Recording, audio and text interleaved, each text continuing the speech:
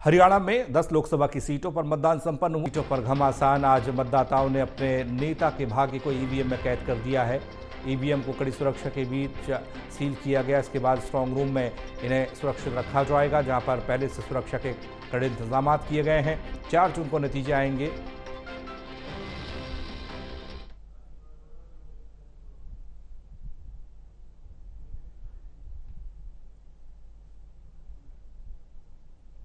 योगेंद्र सैनी जुड़ रहे हमारे साथ, हमारे संवाददाता। योगेंद्र, मतदान संपन्न हुआ है, कैसी तस्वीर देखने को मिली, क्या कह रहा है सियासी माहौल?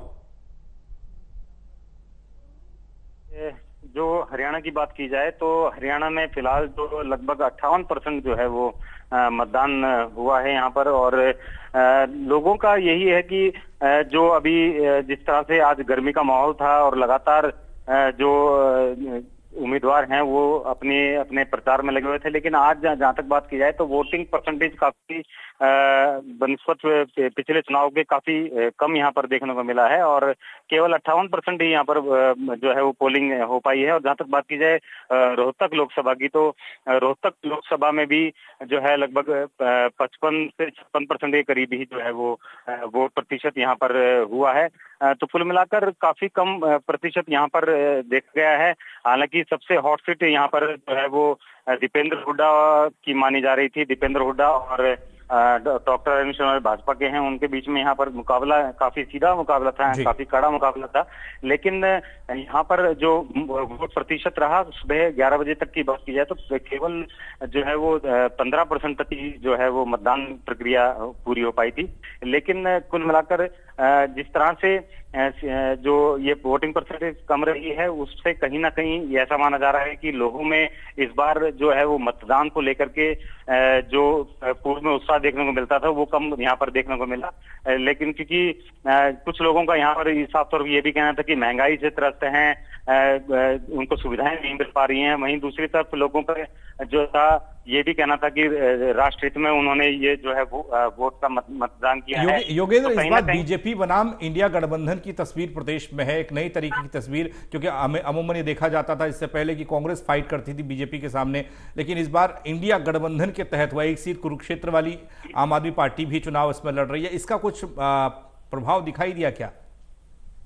जिस तरह से इंडिया गठबंधन की बात की जाए तो इंडिया गठबंधन में यहाँ पर कुरुक्षेत्र में आम आदमी पार्टी के सुशील गुप्ता जो प्रदेश अध्यक्ष हैं वो यहाँ पर चुनाव लड़ रहे थे। उसमें कुरुक्षेत्र में जरूर त्रिकोणीय मुकाबला यहाँ पर जो है देखने को मिला है इनेलो का अभय सिंह चौटाला और भाजपा के नवीन जिंदल और सुशील गुप्ता के बीच में। बाकी जहां तक बात की जाए तो भाजपा और कांग्रेस में ही यहाँ पर सीधा मुकाबला था और कहीं ना कहीं जो आम जनता है उसका भी ये कहना है कि कई आम जनता से हमारी जो बात हुई है मतदाताओं से, उनका ये कहना था कि जो बदलाव है वो बेहद जरूरी है और विकास के मुद्दे पर लोगों ने यहाँ पर वोट दिया है। लेकिन कहीं ना कहीं जो भाजपा है उसको भी इस बार कड़ी टक्कर जो है इंडिया गठबंधन यहाँ पर पूरी तरीके से देता हुआ नजर आया है। चलिए, बहुत शुक्रिया आपका तमाम जानकारी के लिए। राजीव अरोड़ा जुड़ रहे हमारे साथ, हमारे संवाददाता, उनसे लेते हैं जानकारी। राजीव, आप माहौल क्या कह रहा है? मतदाताओं ने दिल खोलकर मतदान किया है और क्या कुछ अंदाजा लगाया जा सकता है?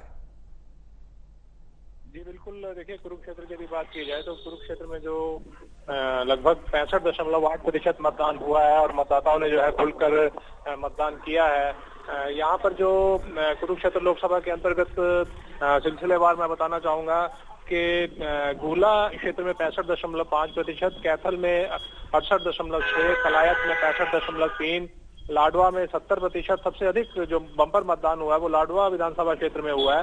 पेवा में 60.6% और पुंडरी में 60.8%, रादौर में 70.5%, वैशाबाद में जो है 67.9% जो मतदान हुआ है। तो कहीं ना कहीं जो ये बम्पर वोटिंग हुई है तो इससे जो है मतदाताओं ने खुलकर जो अपना मतदान किया है और गर्मी का जो असर है वो मतदान पर नहीं दिखा।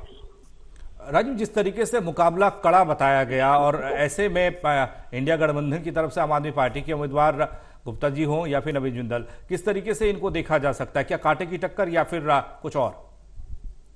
जी बिल्कुल, देखिए जिस तरह से जो है आम आदमी पार्टी के सुशील गुप्ता जो कि इंडिया गठबंधन के प्रत्याशी थे, उसके अलावा इनेलो से अभय चौटाला और अंतिम क्षण में जो है भाजपा ने जो है नवीन जिंदल को चुनाव मैदान में उतारा था। हालांकि नवीन जिंदल के पास समय कम था, लेकिन फिर भी जो है उन्होंने कांटे की टक्कर बना दी थी। और अब जो सीधा मुकाबला है वो नवीन जिंदल व जो भाजपा के सुशील, जो इंडी गठबंधन के सुशील गुप्ता है आम आदमी पार्टी के, उन दोनों के बीच में जो रहा है।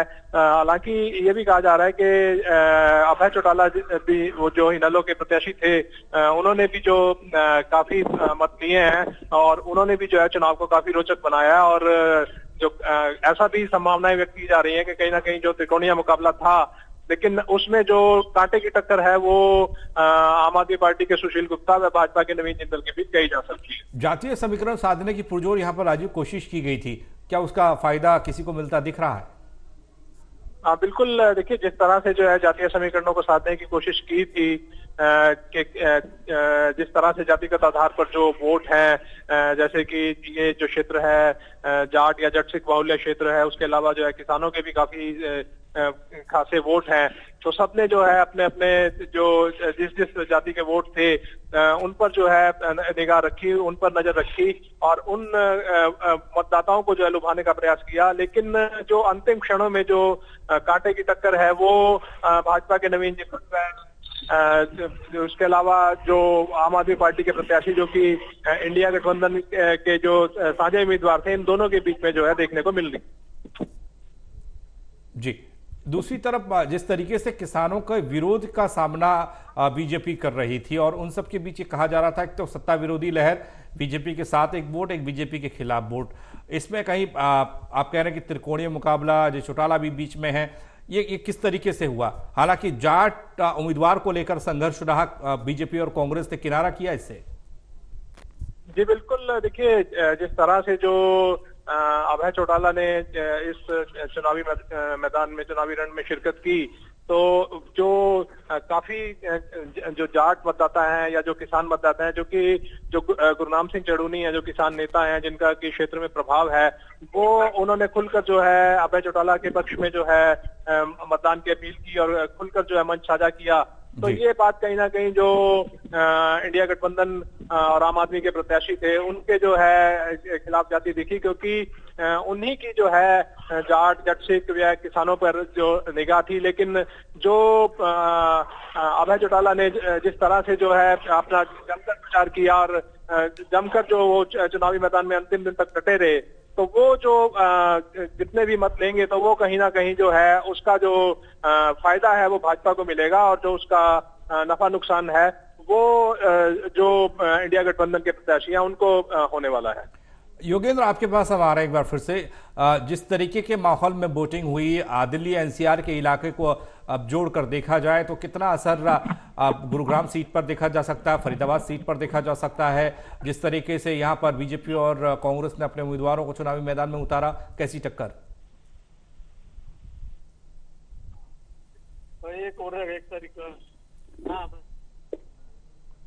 योगेंद्र, आप तो आवाज पहुंच रही है?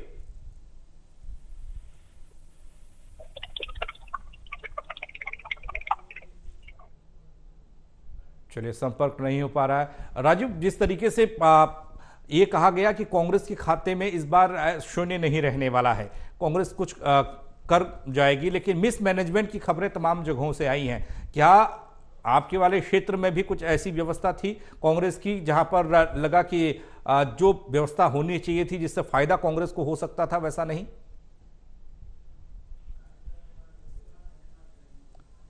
राजीव, आवाज पहुंच रही है आप तक? चलिए, संपर्क नहीं हो पा रहा है। 10 सीटें लोकसभा की और इन 10 सीटों पर आज मतदान हो गया और ईवीएम में कैद हो गई तमाम उम्मीदवारों की किस्मत।